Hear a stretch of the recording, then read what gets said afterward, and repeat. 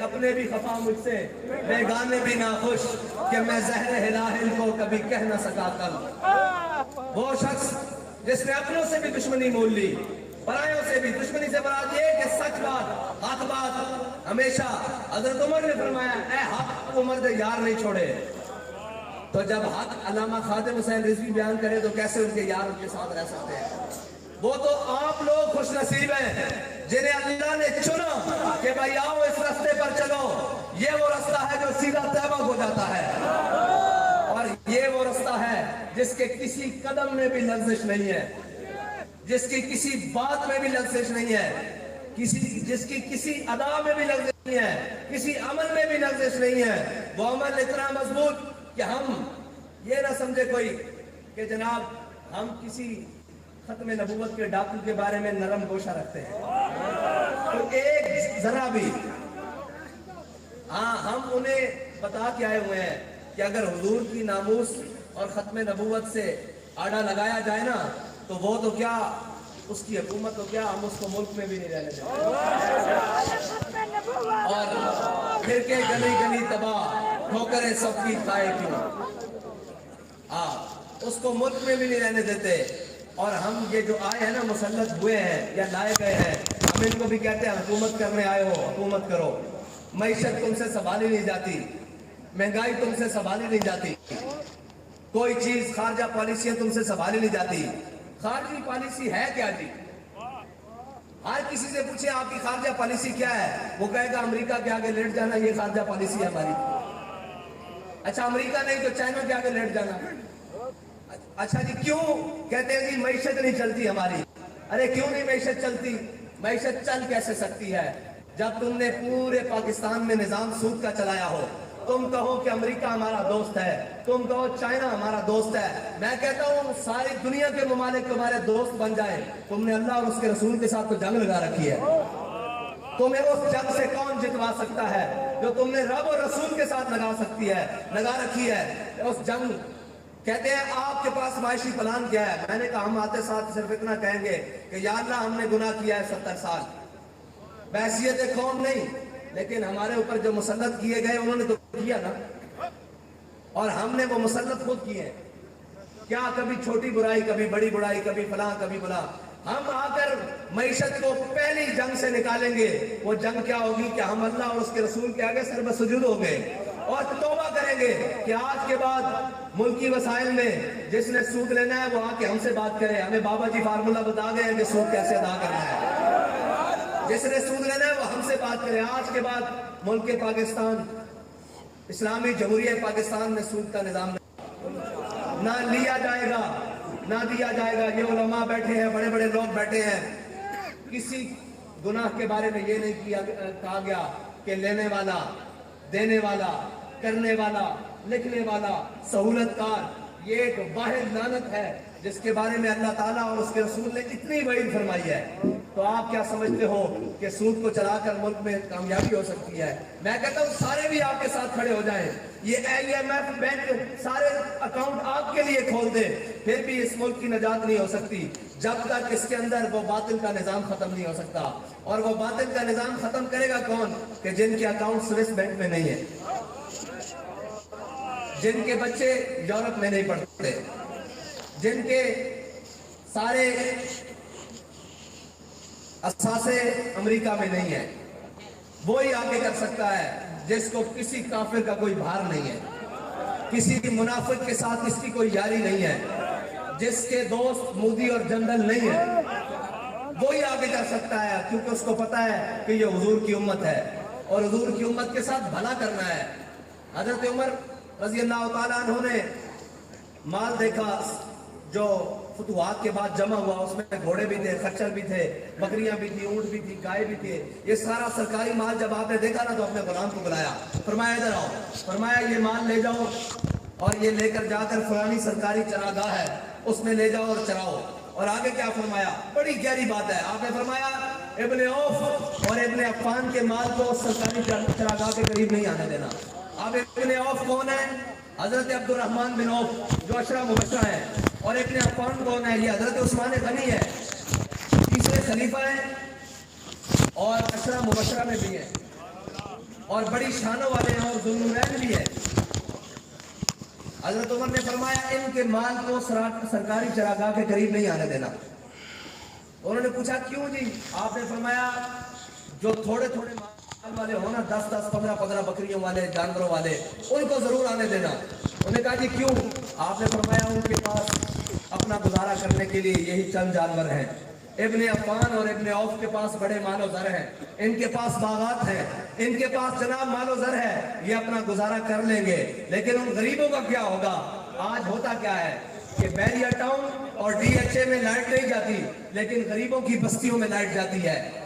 حکومتوں کے کام یہ نہیں ہوتے کہ امیروں کو فیسیلیٹیٹ کریں، جو جنریٹر کی ڈیزل کو افورڈ کر سکتے ہیں، جو جنریٹر کے پیٹرول کو جلا سکتے ہیں، ان کے ہاں بجلی بھیجو، کہ ان کے پاس وسائل ہیں، ان کی بجلی بند کرو۔ لیکن جو غریب بل دینے سے تنگ ہے اس کی بجلی بھی بند کر دو گے، وہ بیچارہ کیا کرے گا؟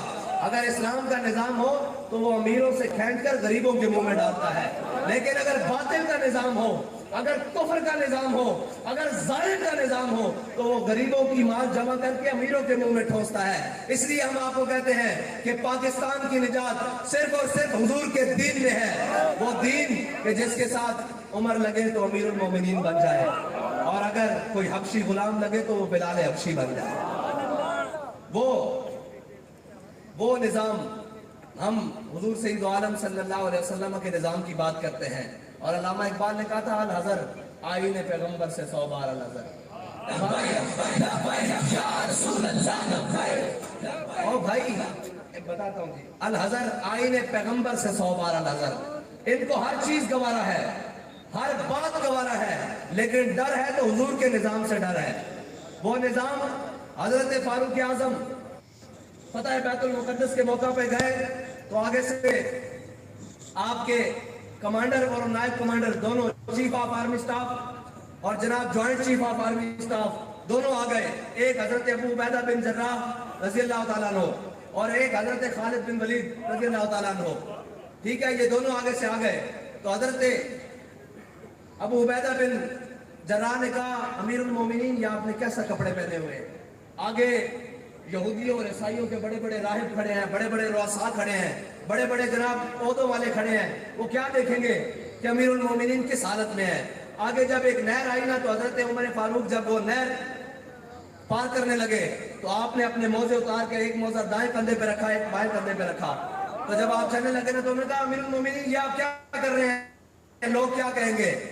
تو حضرت فاروق اعظم رضی اللہ تعالیٰ عنہ کمال بات فرمائی، فرمایا ہے ابو عبیدہ اگر تو امیر الامہ نہ ہوتا تو میں تجھے بتاتا کہ ہم وہی تھے جن سے 10 اونٹ مکے کی گلیوں میں، مکے کے صحراؤں میں نہیں سنبھالے جاتے تھے، مکے کی وادیوں میں نہیں سنبھالے جاتے تھے 10 اونٹ۔ آج 36 لاکھ مربع میل کا حکمران ہوں میں، اور میری مرضی کے بغیر پتہ نہیں ہلتا، تو یہ ساری عزتیں اسلام نے ہمیں دی ہیں، یہ ساری باتیں اسلام نے ہمیں دی ہیں۔ جب حضرت فاروق اعظم نے ان سے پوچھا کہ تم نے نئے کپڑے کیسے پہن رکھے ہیں، تمہیں تو اسلام نے اس بات کی اجازت نہیں دی، تو حضرت ابو عبیدہ بن جراح نے اپنا گریبان کھول کے دکھایا، حضور کپڑے نئے نہیں ہیں، نیچے وہی رکھے ہوئے ہیں اپنے، جو ہماری اوقات ہے، جو ہماری روایات ہے، جو ہماری تہذیب ہے، جس چیز نے ہمیں عزت دی ہے، ہم نے کپڑے نئے نہیں پہنے، یہ تو صرف ان کو دکھانے کے لیے پہنے ہیں، اور یہ اسلام ہے جس کی بات ہم کرتے ہیں۔ لیکن اس اسلام سے تکلیف ہے، یورپ کو بھی تکلیف ہے، اور ان کو بھی تکلیف ہے جو یورپ کی اینٹیں لگا کر اسلام کا مطالعہ کرتے ہیں، اور ان کو بھی تکلیف ہے، اسلام سمجھ نہیں آ سکتا، اسلام اس طرح سمجھ نہیں آتا۔ یا ایھا الذین آمنوا ادخلوا فی السلم کافہ، پہلے پورے کے پورے تو داخل ہو، نظام تمہارا باطل کا ہو، روٹی تمہاری جناب سود سے ہو، اور نظام تمہارا رشوت سے چلتا ہو، اور دن رات بے حیائی کے اور فحاشی کے اڈے اور چینلز یہ کھلے ہوئے، تو تم کیا توقع رکھتے ہو کہ اللہ کی رحمتیں تمہارے ساتھ آئیں گی؟ یہ معاشرہ ٹھیک ہو جائے گا، مقصد سب کا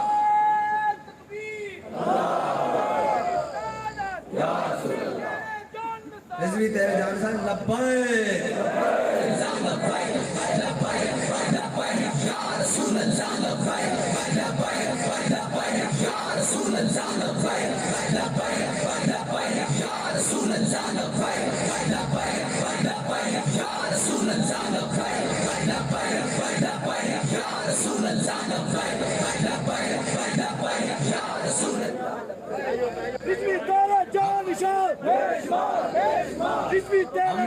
ہم نے کسی کے ساتھ متاثر نہیں ہونا. کسی کا بیانیہ سچا نہیں ہے سوائے تحریک لبیک پاکستان کے. ایک ہی بیانیہ ہے کہ اپنی بات نہیں حضور کے دین کی بات کرو. اپنی باتیں نہیں حضور کے دین کی بات کرو. اس نظام کی بات کرو جو ہر ظالم کو گریبان سے پکڑ سکے اور ہر مظلوم کے ساتھ کھڑے ہو سکے. وہ یہ نہ ہو کہ اپنی باری آئی. بات پھر یہ ہے کہ ابھی تازہ اترا ہے نا سیٹ سے تو باتیں ساری اس کے بارے میں ہی ہیں. اس لیے کہ ابھی 4 شہر چلے ہیں بندہ کوئی نہیں نظر آیا. اتنے لاشاں موڑے پہ چک کے لکھاں شہر کھا کے کسی ایک نے بھی یہ کیا ہوئے کہ میرا تحریک لبیک نہ کوئی تعلق نہیں. کہتے ہیں کہ ہمیں جلسہ نہیں کرنے دیا جا رہا. میں نے کہا ہمیں تو نعرہ لگانے سے روکا جاتا تھا لیکن ہمارے ہر کارکن سے لے کر اوپر تک سب نے کہا کہ ستم کرے تھا ہنر آزمائے تو تیر آزما. کیونکہ ہم ان کی اولاد میں سے ہیں جنہوں نے ظالم کا مقابلہ کیا ہے, جنہوں نے قوم کی بیٹیاں نہیں نچائی, جنہوں نے قوم کا مال نہیں کھایا, جنہوں نے چوروں کی وکالت نہیں کی, جنہوں نے ڈاکوں کی وکالت نہیں کی, جنہوں نے ناموس رسالت کے لیے پہرا دیا ہے, ان کے مجاہدوں کے اوپر ظلم نہیں کیا. ہم ان کی اولاد ہیں. اس لیے ہمیں سب کو ایک بات تو طے ہے کہ یہ سوچنا ہوگا کہ ہمیں اب سب سے منہ موڑ کر حضور کے دین کی طرف منہ کرنا ہوگا. ورنہ ہمارا مستقبل انہی کے ہاتھ ہے جن کے ہاتھوں میں اب یہ ظلم کا پورا نظام ہے, جنہوں نے پاکستان کی آئی کئی پھیر کے رکھ دی ہے, پنجابی آئی کئی پھیر کے رکھ دی ہے. وہ ایک ملک جسے ایک طرف سے دشمن لگتا تھا اس کا نام بھارت ہے, وہ آج بھی لگتا ہے, جس کو صرف سیکیورٹی رسک تھا. آج اس ملک جس میں کسی قسم کی کوئی کمی نہیں ہے, آج اس پورے ملک کو معاشی رسک بنا کر کھڑا کر دیا ہے. آج اس کی معیشت کو اس دانے پر لا کے کھڑا کر دیا گیا ہے. سود کے ذریعے, کرپشن کے ذریعے, بددیانتی کے ذریعے, بدعہدی کے ذریعے جو کچھ ہو سکا اس ملک کو زخم دیے گئے. جتنے ہو سکے اس ملک کو زخم دیے گئے. وہ کہتے ہیں کہ آپ کہاں سے نکل آئے ہیں؟ میں نے کہا ہم نکلے نہیں ہیں, اللہ تعالیٰ نے پاکستانیوں کو پھر ایک موقع دیا ہے. وہ تحریک لبیک پاکستان کی صورت میں کہ ہو سکتا ہے تمہاری نجات, تمہاری بھلائی ہو جائے, لیکن اس کے لیے قوم کو فیصلہ کرنا ہوگا کہ ان چوروں سے, ان لٹیروں سے جان چھڑانی ہے اور اب وہ نظام اور وہ لوگ لے کر آنے ہیں. کہتے ہیں کہ پڑھے لکھے لوگ. میں نے کہا پڑھے لکھوں نے تو پاکستان کو واڑا ہے, کون سا ان پڑھ تھا؟ یہ کہتے ہیں جی امپورٹڈ حکومت. میں نے کہا جی شہباز گل کہاں سے آئے, یہ سارے کہاں سے آئے ہیں؟ آپ کی پوری کابینہ امپورٹڈ تھی, ساری چیزیں آپ بھی امپورٹڈ ہیں. یہ بھی آپ کو پتا ہے کہ ملک الیکشن پاکستان میں ہونے ہیں, مشورہ لندن کرنے چلے گئے. یہ لانتی جنہوں نے آ کر پہلے بھی پاکستان کو لوٹا اور اب پاکستان کے مزید چھیڑے ہو گئے ہیں, یہ وہ سارے جمع ہو چکے ہیں پاکستان کے خلاف اور اہلیان پاکستان کے خلاف. اور پاکستان کی بقا اب اسی میں ہے کہ جو بابا جی نعرہ دے کے گئے ہیں کہ آیا آیا. ہاں, محمد عربی صلی اللہ علیہ وسلم کا دین ہے جو ہر چیز کو درست رکھ سکتا ہے اور ہر بات کو درست رکھتا ہے. اور وہ دین خالی خشکوں کا دین نہیں, وہ دین بھی نہیں کہ جس میں صرف لوٹا بسترا مسلح ہو اور صرف باتیں ہوں. نہیں, وہ دین نہیں. علامہ اقبال سے کہتے ہیں کہ وہ دین کون سا؟ علامہ اقبال کہتے ہیں عقل و دل و نگاہ کا مرشد اولی ہے عشق, عشق نہ ہو تو شر و دی بت کدہ تصورات. کہتے ہیں حضرت خالد بن ولید کو کسی جنگ میں شکست کیوں نہیں ہوئی تو کسی نے پوچھا خالد آپ بڑے طاقت والے ہیں, آپ بڑے مجاہد ہیں, آپ کے پاس بڑی تلوار دھنی ہے, آپ بڑے جنگ کے فن کو جانتے ہیں, تو آپ نے فرمایا چلو اس وجہ نہ نہیں. خالد نے اپنے آقا و مولا دے پیشانی دے بال اپنی ٹوپی چ رکھے ہوئے, جدھر منہ کردا اللہ تعالیٰ فتح دیتا جاتا. اس واسطے اسی اس گل نہیں ڈردے کہ اسی ناکام ہو جاواں گے, اس واسطے کہ اسی اپنے دلوں میں حضور دی محبت رکھی ہوئی, اور وہ محبت جس نے اتنے بھی جگمگانا اور آخرت میں بھی جگمگانا اور ہر اندھیری رات جو چراغ ہے, اسی وہ محبت لے کے اگر فیض آباد جائیے تو اللہ تعالیٰ سانو ناکام نہیں کرتا. اسی وہ محبت لے کے صرف پنڈی تک پہنچیے تو اس غیرت بیٹر گستاخ نو اپنے کام روکنے پیندے. اور اسی یہ محبت لے کے وزیر آباد آئیے تو پوری حکومت دا ہر چیز پلٹ کے رکھ دینا اور جس میدان میں چاہیے اللہ تعالیٰ سانو پتہ دینا اس دی وجہ ساڑھا کوئی کمال نہیں اس دی وجہ کہ ساڑھے دلوں میں حضور دی محبت ہے دنیا دی کوئی لالچ نہیں اقتدار دی کوئی لالچ نہیں کوئی حوث نہیں کسی قسم دی اس واسطے ساڑھے دلوں میں جو محبت موجود ہے جڑی ہر باطل نو شکست دے سکتی ہر ظلم دے نظام نو ختم کر سکتی ہر ختم ہوئی ہوئی چیز کو دوبارہ بحال کر سکتی اور پاکستان دے ہر مشکل دے ویلے صرف وہی بات اور وہی گل کم آ سکتی جڑے امیر المجاہدین کہہ کے گئے اے لوگ مذاق اڑا دے رہے کہ معیشت کس طرح دوست ہوئے گی تو انہوں نہیں پتا کہ معیشت پاکستان دیوالیہ کچھ دنوں ہوتے کھڑیا شاید تو انہوں احساس نہیں کہ میں بار بار معیشت کی گل کیوں کر رہا کہ پاکستان دا معیشت بالکل اس طرح ڈاوا ڈول کھڑی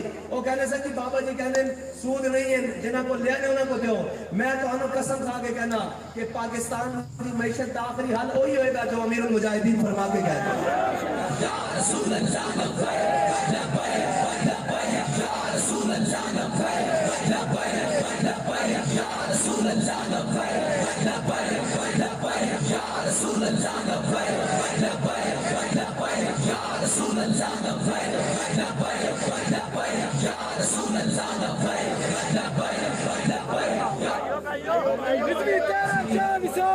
آج ساڑھے آن کا مقصد ہے سی کہ اسی حافظ وحید شہید کو خراج تحسین پیش کرنا آیا اور اے عہد وفا کرنا آیا کہ جناب اگر تسی خون دیتا اگر تسی جان دیتی تو اسی توڑے پچھو بیٹھ نہیں گئے بلکہ ہر ظالم دے گریبان پکڑن واسطے اسی اور مضبوط ہو کے آ گیا اور حافظ صاحب توڑی روح لکھا سلام اسی ایک جان دے کے مزید بیداری پیدا کی تھی اور ناروان آلے اس گل تے فخر کرتے رہیں گے قیامت تک کہ جدو حضور دی ناموس رسالت نو ختم نبوت نو خون دی لوڑ پیسی تے اسی بھی اپنا ثبوت حافظ وحید شہید پیش کیتا سی آج اسی یہ سارے عہد کرن آیا کہ اے میدان چوراں واسطے خالی نہیں ہوئے گا اے میدان جناب پاناما والے واسطے خالی نہیں ہوئے گا اے میدان نچن ٹپن والے واسطے خالی نہیں ہوئے گا اے میدان جدو لگے گا لبیک یا رسول اللہ دے نعرے نال اور جدو سفرے ہوئے گی پھر عالم چشم اقوام یہ نظارہ